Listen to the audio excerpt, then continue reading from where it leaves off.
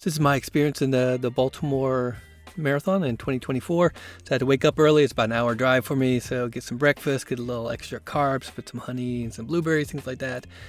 Check the temperature. It's going to be a perfect day. It's like in the 50s, but it's going up to the 70s. So I wanted to try to get done before it gets too hot around there.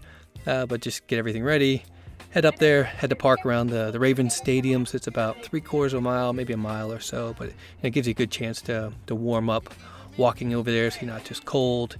And then you walk from here. It starts near Camden Yards, which is the Orioles.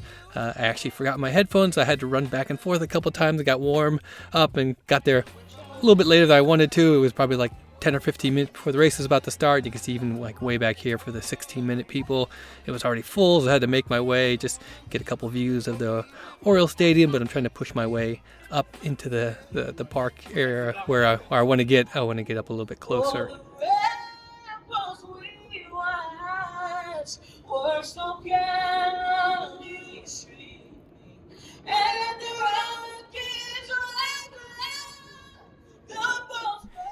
You can see it's a huge turnout here, way back there. So there's a lot of runners. But depending where you're starting, where you're going, you're going to take a little bit of time to get up to the start of the race.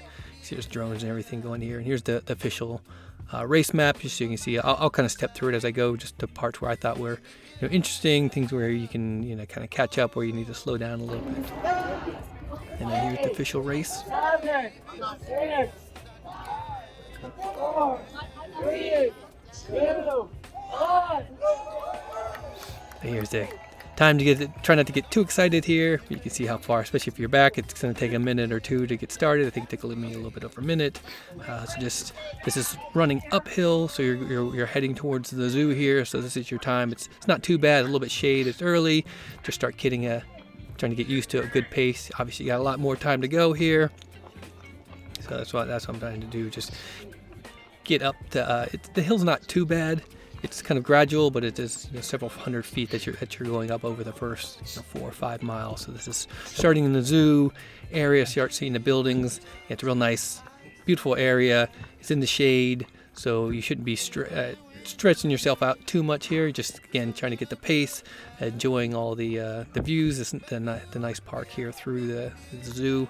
And it's as you get up to the top here in Druid Hill Park, in the zoo, this is where you should be somewhat. You can see the map at the bottom, just the elevation where you're starting to just reach the peak. It's not perfectly flat through the zoo, but it's a little bit better than that hill you were going through, climbing up. So again, it's a nice area all through here. I really enjoyed it. It was a good start just to kind of mellow out, get yourself ready for that you're going to be running a long way here. And then as you get out, there's the Druid Hill Park lake. You can kind of look at that. You can see it's still early. The sun's still just starting to come up here. Everybody's coming out. It's nice. You get this bands coming out just to kind of support you. So it's a good time. And that's what I kind of like about Baltimore. There's a lot of different little landmarks. So you're not thinking about just running. It's kind of like, let me go to this landmark. Let me go to this landmark. It's nice. Here's the Johns Hopkins University. So it's another beautiful campus, kind of thing. More to do. Kind of here, you're still kind of be up at the top of the north side of Baltimore here, where you're up in the hills. There's a little bit rolling hills. It's not too bad as that beginning hill.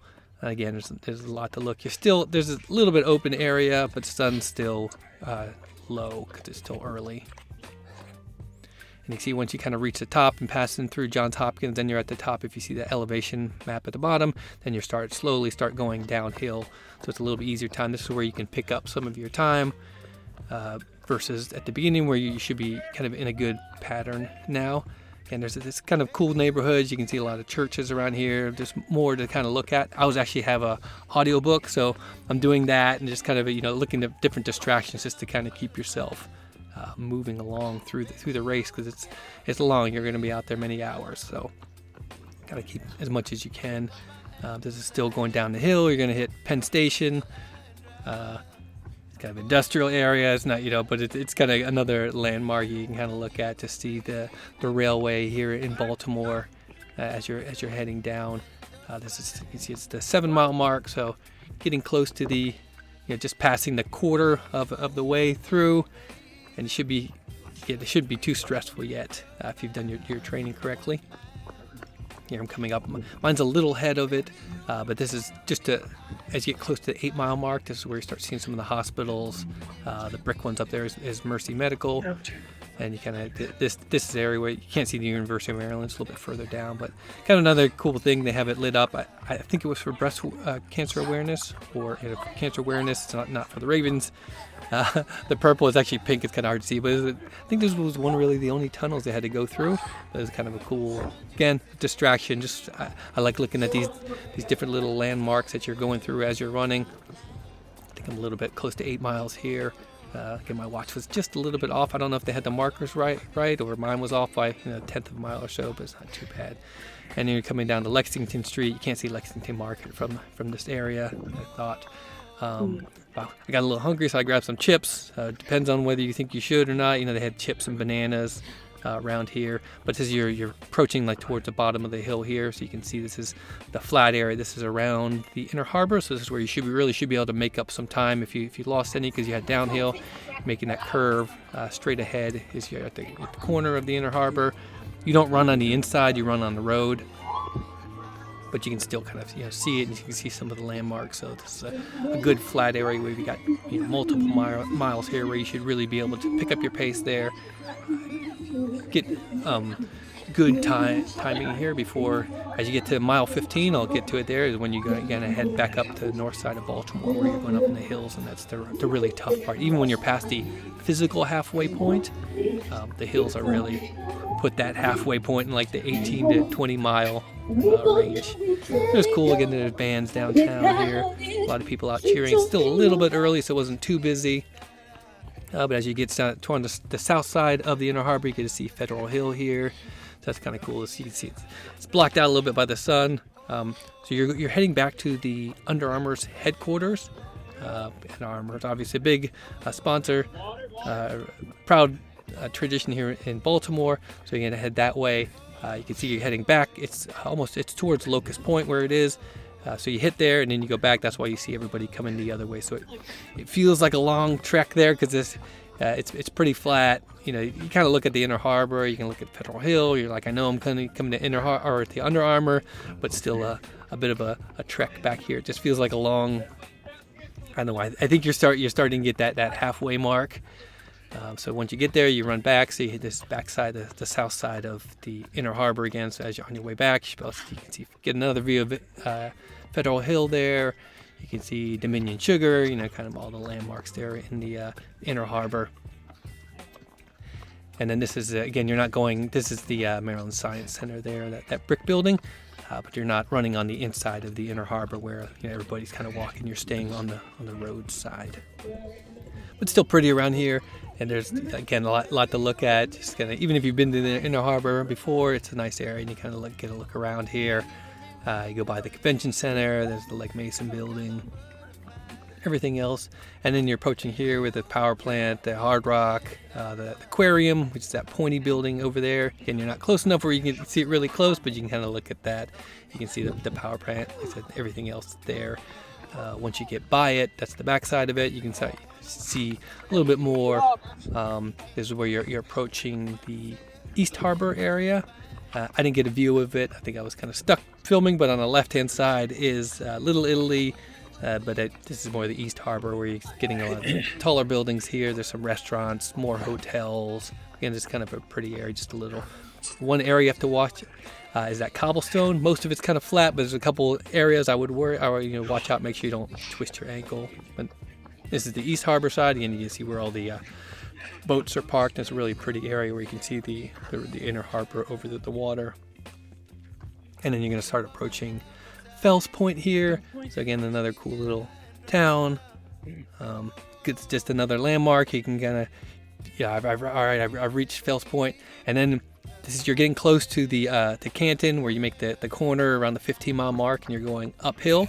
Again, you're still kind of walking through Fels Point here. So I would kind of, if you're trying to make up some time, this is your really time you need to do it, or maybe just kind of get your body ready that you're about to go uphill again, and then it's really tough after this point. The hills, it's slope, but it's like 4 or 5 miles. So I'm going to kind of show it here. You can see where you right around that 15-mile mark where it's just uphill the whole way. It shouldn't be too bad. So this is as you're making a corner here in Canton. Kind of looks like the New Orleans, the buildings here, but it's kind of cool. Again, another little fun landmark to do. But after this, it's somewhat of a slope because you're going up that hill, several hundred feet. So it's just going to be continuous up that way. But again, it's really nice. People come out there. And this is the Patterson Park area. So you're running through here. So it's a nice area. You can get a little bit of shade. Sometimes it depends on what time of the day it is. You might be getting some sun, but most of the time it was pretty good. Here I was getting some shade from either the trees or the buildings, but it's still kind of there's quite a few open areas here. You're going uphill and into the sun, so it can get a little tough in these areas. That's where I'm starting to feel the struggle here. It's around mile 17. Wasn't too bad, but it's still kind of, again, started to hit that struggle, kind of weaving my way through the half marathoners or other people that are slowing down here because they've been doing several miles of hills right here. And then this is, as you get towards the top of the hill, you start entering Clifton Park. Again, another kind of cool area just to look at some of the buildings around here, just another landmark to hopefully distract you a little bit. It's pretty hilly here as well. You're still, again, climbing up to the top here. And then you'll see this is the historic Valve House here in Clifton. And then if you look off on the left, you'll see the mansion. So this is, it might be able to tell this, it's still a bit of a hill, still a bit of a climb here. You're hitting the high mileage here and hills and in the sun. And so it's pretty tough. So it's about to mile 19 to get to the top of the hill here. So almost 4 miles. And then you get a little bit of a respite here as you get to Lake Montebello. There's some construction, so you can't go all the way around it. But it's another flat area where you can either recuperate or maybe pick up a little bit of time. But it's a nice flat area. You're at the top to the hilly area in Baltimore, but it's going to be rolling hills after this, so it's still a bit of a struggle after this. I know this was approaching like the 20-mile mark where it gets tough. So if you want to power up with the Mario Kart, a lot of people out there again cheering you on, trying to help you out. But you can see people are, as you get to this mile 20, you're going to see a lot more people struggling. I know I was as well. But again, this is kind of a flat area around the lake, so it's a good chance to, again, you can see that, just to, again, recoup, get ready for all these hills. So they said it's under construction, so you don't go all the way around it. But you go to one side of it and then go back, so that's why you're crossing, with some people going the other way as well. And then this is this area with these rolling hills, as I mentioned. It gets really tough here. You can see, you can't see it, but there's like Baltimore City College is over here. This is the Waverly Neighborhood. It's nice to have people out here again cheering you on. You might be feeling a little bit tired here, obviously tired, but can I keep running here? And then this is what I thought was the toughest part. These hills don't look like too much, but after 22, 23 miles, it's hard to see here, but you're just going uphill and then down, uphill and down. And this is where I started walking a couple times just to kind of catch. I wasn't out of breath, it was just sore. But so again, 25-mile mark is where you're downhill, and then you want to save a little bit of energy for this, because this is another tough area. Again, it doesn't seem like much, but this is where I had to walk a little bit as well. If you can see this hill here, it's pretty brutal. Especially, again, you run 25 miles, your legs are feeling tired, but after that you're in the home stretch here. After you hit that one hill, then you got around mile 26. A little before that, it's all downhill. You only got like a quarter mile left, and you're gonna make the corner down here. I'm struggling here. It feels like I'm sprinting, but I don't think I was running that fast. But it's that last quarter mile sprint. Sorry, I had the camera a little bit low, so my hand was in the way here. But you can see the finish line. Again, you're like, I know I'm done. I want to use whatever little last bit of energy I have to cross the finish line strong and just feel like you had a good accomplishment.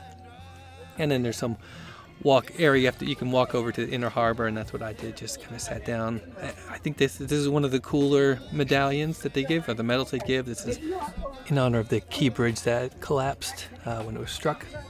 but it's kind of a cool area. Again, you just sit down in the inner harbor. I found a little tree, some shade. It wasn't too bad. It was like the 70s, so it's just a beautiful day. So I just sit here, kind of relax my legs, just look around, enjoy, before I have to make like the other 3/4 mile walk back to my parking. But it was a great day.